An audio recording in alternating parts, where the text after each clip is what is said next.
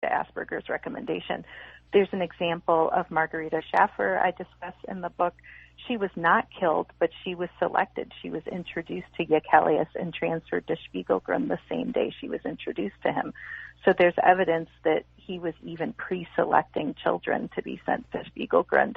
And in the case of Margareta, she was ill-behaved at home and ran away and hung out with boys late at night. She was not deemed uneducable, but she was deemed to be of moral endangerment. So, yeah, there's evidence that, he absolutely was participating in this. A note, because I don't want to focus just on the horror. We're dealing with something here in the 21st century that requires attention to educate people about using this man's name. The way the children were murdered was neglect, and you also list that they injected them with morphine, scopolamine, and diallobarbiturate acid. Is that correct? Are any of those considered reasonable deaths? Or are these torturous deaths? What is the understanding of what happens when you do this? The understanding was that they were accelerating death. And so they would be issuing the children barbiturates, either grinding them up into foods that the children would happily eat, such as cocoa powder, and then when the children's state would be too debilitated, they would inject. And the idea was to cover up these deaths and make them look like natural causes of death. And most of the children did, in fact, die of pneumonia, but these were accelerated deaths, and the documentary record is absolutely clear on this. There's no doubt that the doctors themselves that I quote were admitting that this was their strategy to induce death. The book is Asperger's Children, The Origins of Autism in Nazi Vienna. Edith Scheffer is the author. When we come back, what we know of what Edith correctly calls the reckoning. I'm John Batchelor. This is The John Batchelor Show.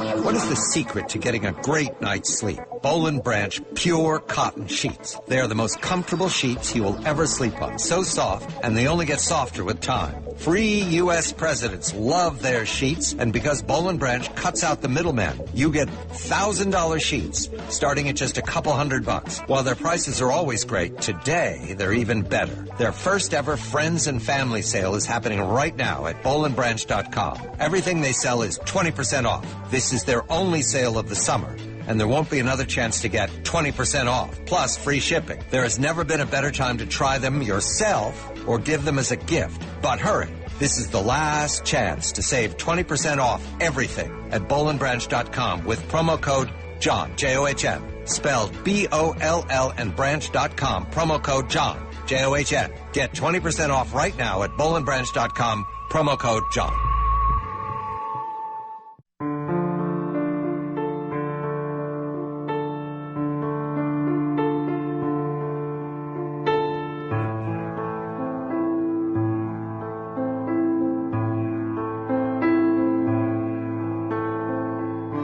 I'm John Batchelor. This is The John Batchelor Show. Asperger's Children. Edith Scheffer has done us a favor to compile an enormous amount of documentation, vast amount of documentation, to the story of Hans Asperger and his colleagues in wartime, pre-war and wartime Vienna, and their participation in euthanasia, which is murder, not only of adults, but especially of children, sterilization of children as well. And the reckoning. The war ends in April of 1945 for the people of Austria. Hans Asperger, however, and it is a stark fact, continues on in his career, while some of his colleagues are brought before the bar of justice and some are not. And there is an incomplete record for all of the people who were participating in or knew about Spiegelgrund or were recommending children to Spiegelgrund, but not for Hans Asperger. And I'm struck by this fact now that you've done it, Edith, when we look at for example, not even the killers themselves were all brought before justice. Heinrich Gross, I mentioned him as a torturer. He harvested children's brains. He lived out his life, you say, and he died in 2005 and was revered or in some fashion rewarded for his work after the war in Vienna, Austria. Could the people of Austria not known about Heinrich Gross's background? Heinrich Gross was notorious in Vienna. He had been brought to trial 3 times, and there was controversy ensuing over each time. But he had, incredibly high status as a decorated expert for the judicial system in psychiatric cases. As you said, he harvested over 400 brains from children kept at Spiegelgrund, and he published dozens of articles in the post-war period, largely drawing on those samples of brains. Andreas Rett, who we associate with Rett syndrome, also worked on those brains. The body parts of children at Spiegelgrund continued to circulate around the medical community in the post-war period. There was not a reckoning.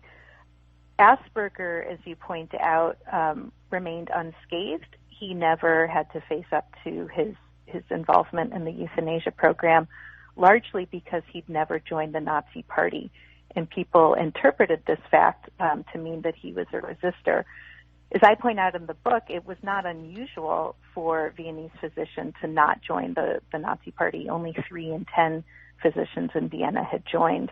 And Asperger was a member of several other organizations and traveled with, the highest euthanasia program. So he might as well have been a member in the Nazi Party, but this is what saved his reputation after the war, and is one of the reasons why the American Psychiatric Association had gone ahead and named Asperger syndrome after him, because there was no obvious record of him having been in the party. Well, your book is pretty obvious.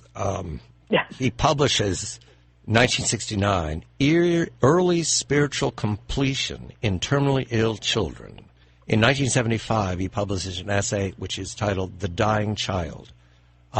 Both these essays seem to focus on his invention that a child who lives very short life, 3 years or 16 years, has a complete spiritual life. I think the quote that you give us is, "You live a long life in a short span of time."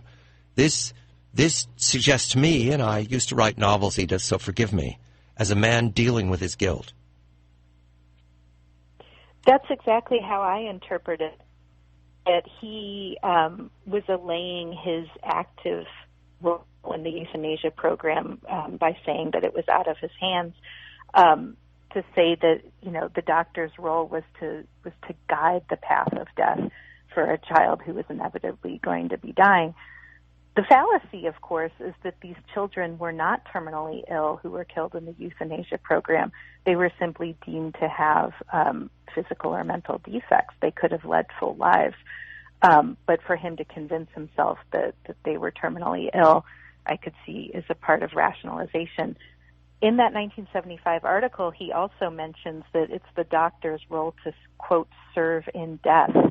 And he differentiated between what he called active euthanasia and what it means to serve in death, which he called a difficult process. And he never specifies exactly what that means. But it seems also that this is a man trying to cope with what he had done during the war. You write trenchantly that the Nazis made up people, and then they reshaped humanity to fit something that wasn't real by denying humanity. Asperger participated in that. Here we are in the 21st century. The facts are there. Is it too late to address the ignorance of Asperger and what he did and how his name does not deserve to be remembered?